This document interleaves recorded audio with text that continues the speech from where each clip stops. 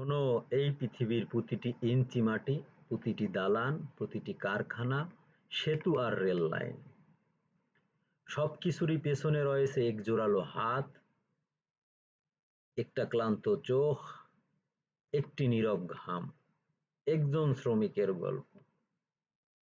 আজ ১লা মে, আন্তর্জাতিক শ্রমিক দিবস। শ্রমিক মানেই শুধু শ্রম নয়, সে একজন নির্মাতা, একজন সংগ্রামী, একজন নায়ক, যার নেই কোনো ক্যামেরা, নেই কোনো আলোকসজ্জা, নেই কোনো মাইক। ১৯৮৬ সালের আজকের এই দিনের কথা কি মনে আছে? শিকাগোর রাজপথে লাখো শ্রমিক দাঁড়িয়েছিল অন্যায়ের বিরুদ্ধে।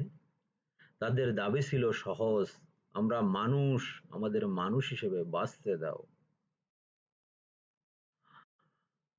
৮ ঘন্টা কাজের দাবিতে তারা জীবন দিয়েছিল, রক্তে লেখা হয়েছিল আজকের এই শ্রমিক দিবসের ইতিহাস।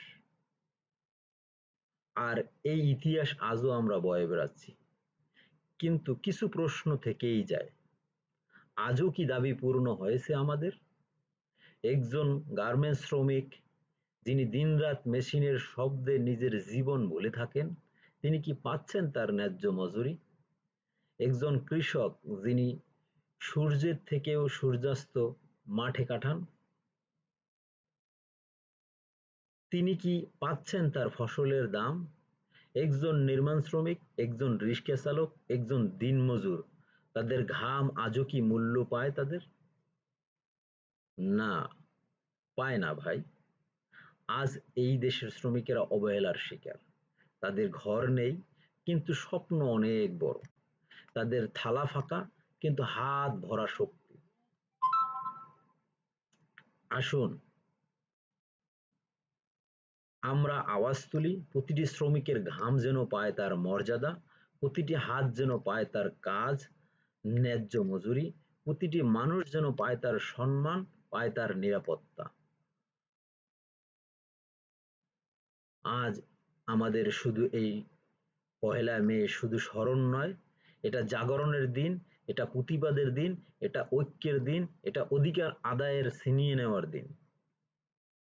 শ্রমিক বাঁচলে বাঁচবে দেশ। শ্রমিক আহ, শ্রমেই শক্তি, শ্রমেই মুক্তি। যাকে অবহেলা নয়, ঘাম দিতে হবে, ঘামকে দিতে হবে তার গৌরবের আসন। শুভ হোক আন্তর্জাতিক শ্রম দিবস। শ্রমেই শক্তি, শ্রমেই মুক্তি। আমি ইউটিউবে নতুন, আমার এই ভিডিওটি আমি সকলের জন্য করছি।